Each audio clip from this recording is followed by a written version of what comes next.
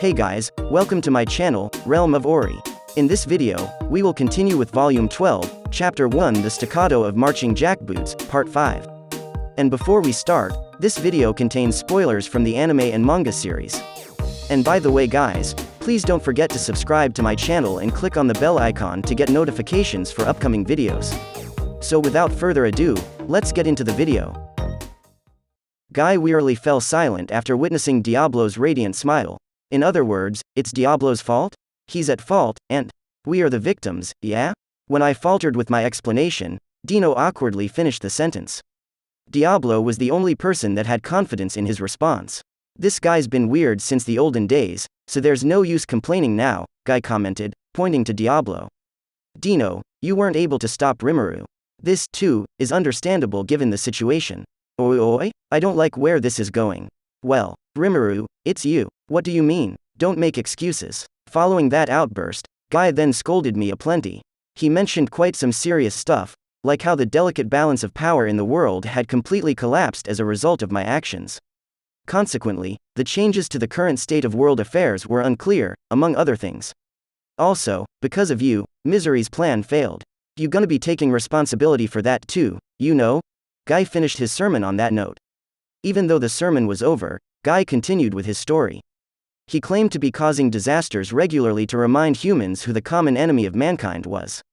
The purpose, ostensibly, was to make people fear the existence of a powerful entity, so that they wouldn't spend all of their time engaging in pointless power struggles among themselves. When Granbell had been in charge, his approach was to wait and see how things would go and refrained from taking any bold actions. But this time, Granbell's war against Ruminas had upset the balance.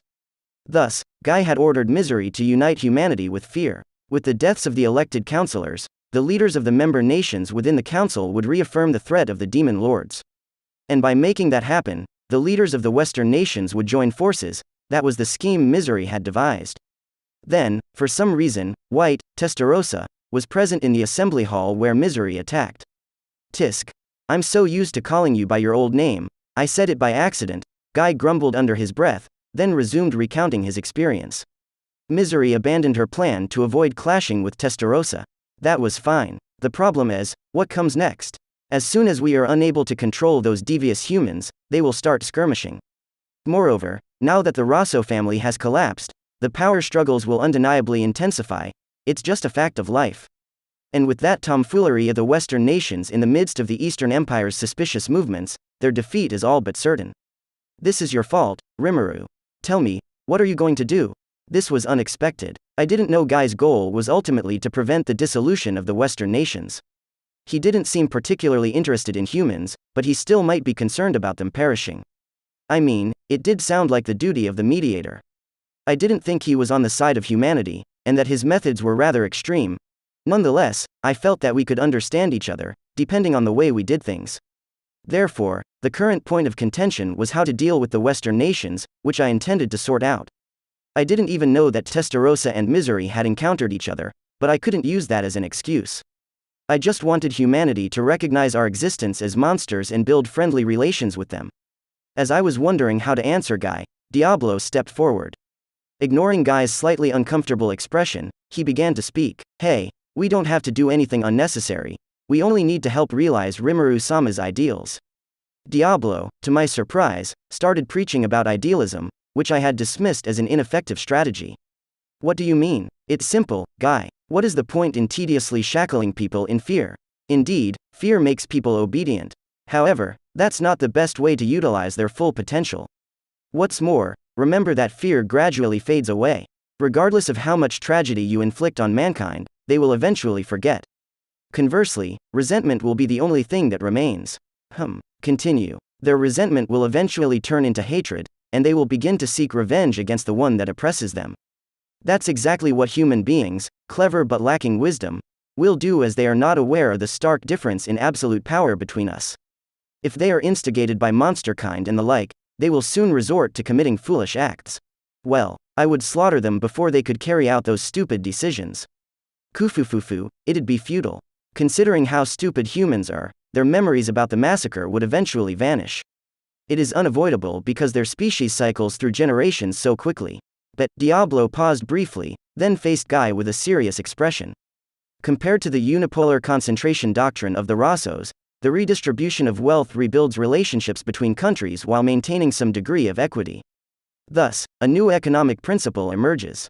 Which is the new economic principle. By providing the foolish human race with different options, they will be under the illusion that they are the ones who have chosen their own future, and innately believe that they created it.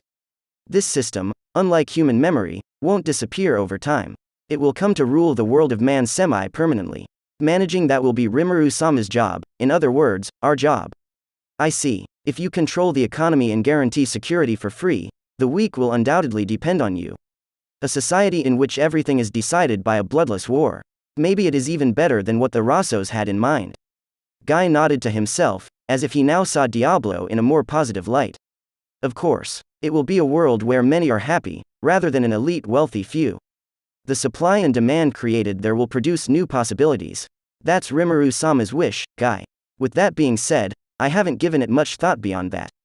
Meaning, once you experience and appreciate a blessed period of peace, you will be afraid to lose it? That's right. If I had to sum it all up in one word, it'd be the concept of gratitude. People would thank Rimuru-sama for protecting their peace, and therefore become cooperative for the sake of maintaining world stability. I believe it is more effective than your idea of control through fear. The next thing I knew, Diablo and Guy were nodding together as if they had understood one another. After listening to Diablo's conjecture about the future, Ruminas and Leon, and even their subordinates, looked at me, seemingly impressed.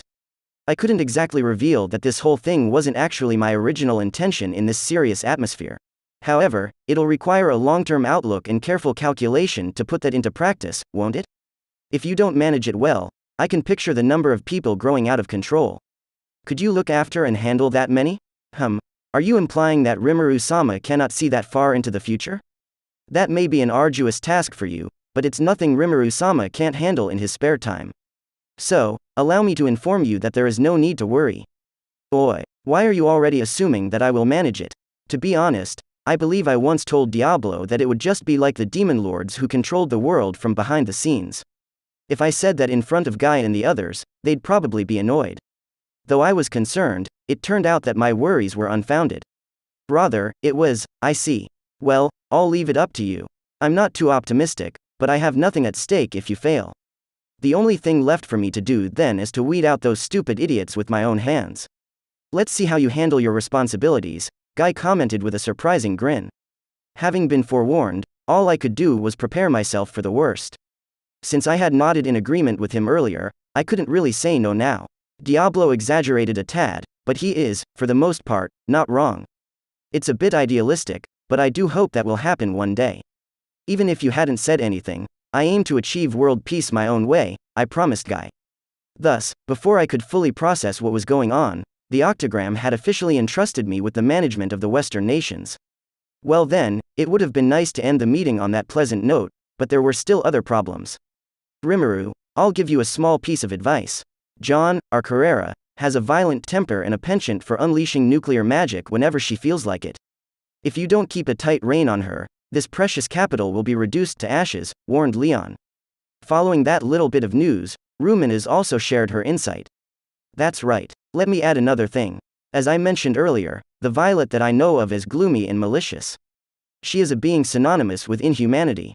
Unlike monster kind, she does not seem to have any intention of eradicating the human race. On the other hand, she has a very fickle and volatile personality. Although she appears to be acting as a cheerful little girl in front of you, I suggest you keep your guard up. Yep, they both revealed something rather unsettling. What's more, even though it was never directly mentioned, it seemed that Testarossa was more troublesome than those two. This became a problem. No, it wasn't appropriate to say it became one. To be precise, I finally came to the realization that this whole situation was a massive headache. Now that I knew the three demonesses were actually primordial demons, I had to take charge of them. If something went wrong, then I would be held accountable for their actions. Despite the fact that they were supposed to be Diablo's subordinates, that excuse wouldn't fly.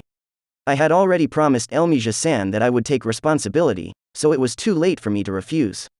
I wanted to punch my naive self for not knowing what I was really getting into, but I guess I had to suffer the consequences for being such a carefree person at that time.